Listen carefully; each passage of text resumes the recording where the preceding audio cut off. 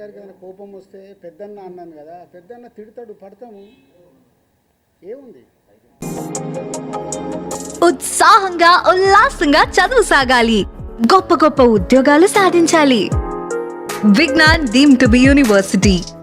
వాళ్ళ హర్ట్ అయ్యారు కళ్యాణ్ గారు, హర్ట్ అవుతూ మమ్మల్ని తిట్టే అధికారం వరకు ఉంది కదా, అట్లా ఆలోచిద్దాం.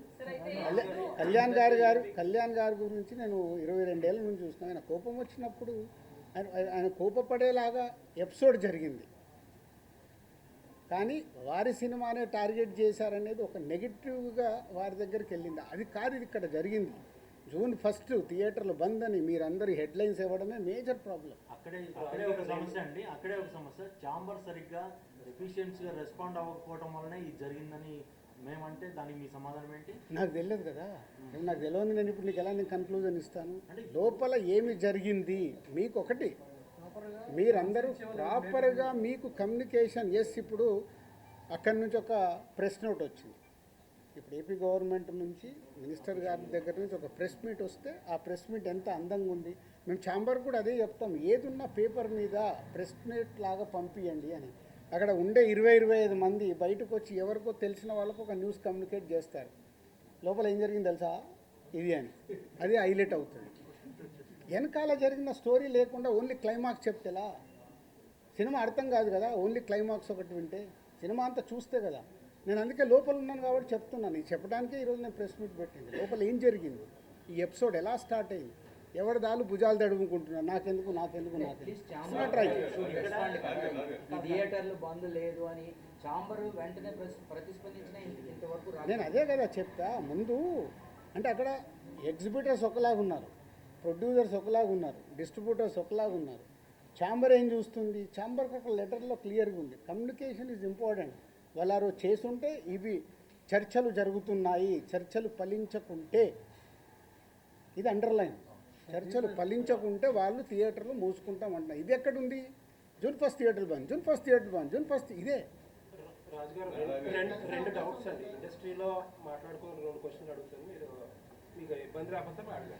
ఉపయోగపడేది ఉంటే అడగండి, కాంట్రవర్షియల్ పాయింట్స్ అడగకండి. లేదండి, ఏంటంటే సెక్టార్ చైర్మన్ రాంప్రసాద్ గారి చేత మీటింగ్ పెట్టించింది దిల్ రాజు గారే అని చెప్పి ఒకటి.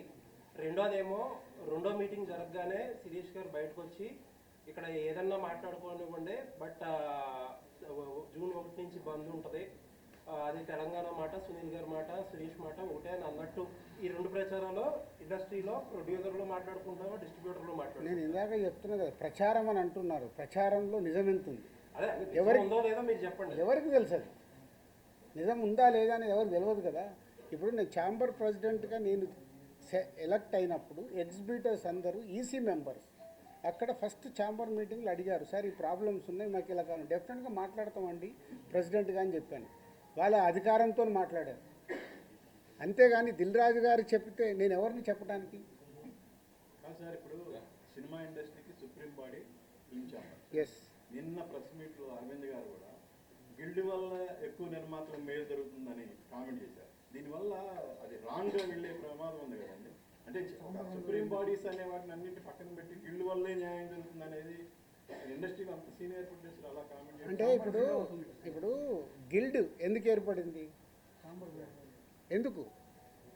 సినిమాలు నిర్మించే వాళ్ళు 10 నుంచి 20 మంది యాక్టివ్గా ఉండేవాళ్ళు ఉన్నారు, వాళ్ళ సమస్యలు వాళ్ళకే తెలుస్తాయి. కాబట్టి మనం కౌన్సిల్లో మాట్లాడినా, అందరిట్లో ఛాంబర్లో మాట్లాడినా వీటికి మాకు సాల్వేషన్ రాదని గిల్డ్ అనేది ప్రారంభించడం జరిగింది. ఆ యాక్టివ్గా ఉన్న ప్రొడ్యూసర్స్, అక్కడ వర్కింగ్ కమిటీ అనేది ఒకటి, యాక్టివ్ ప్రొడ్యూసర్స్ ఒకటి, 2 గిల్డ్లో 2 కమిటీలు ఉన్నాయి. ప్రొడ్యూసర్స్కి సంబంధించిన మట్టుకి అక్కడ మాట్లాడతారు. కాబట్టి అరవింద్ గారు ఆ సెన్స్లో అని ఉంటారు. But ultimate final government approach కావాలన్నా, ఫెడరేషన్తో మాట్లాడాలన్నా, ఏదైనా main body is a chamber. Sir but ఇప్పుడు ఈ ఇష్యూ మీద గిల్డ్లో కూడా ఏకాభిప్రాయం లేదు కదా సార్? ఎక్కడ ఉండదు, కాదు ఇక్కడే కాదండి, సినిమా ఇండస్ట్రీలోనే ఏకాభిప్రాయం ఉండదు. గిల్డ్ ఏంటి, ప్రొడ్యూసర్ల మధ్యలో ఉందా, డిస్ట్రిబ్యూటర్ల మధ్యలో ఉందా, ఎగ్జిబిటర్స్ మధ్యలో ఉందా? అంటే మీతో చాలా లాంగ్ ట్రావెల్ ఉన్న ప్రొడ్యూసర్స్ కూడా ఇప్పుడు ఈ విషయంలో డిఫర్ అయ్యారు కదా. అదే అవుతారు అంటున్నా. ఇప్పుడు నేను ఖచ్చితంగా నాకు పర్సంటేజే కావాలి, వాళ్ళకి హెల్ప్ చేద్దామని నేను అంటే వాళ్ళు ఏ అపోహలో ఉన్నారు, అదే అపోహలో ఉన్న రాజుగారు ఎటుంటారు. గోడ మీద పిల్లిలాగా ఎందుకు చూడడం? డైరెక్ట్ నాతో వచ్చి మాట్లాడవచ్చు కదా.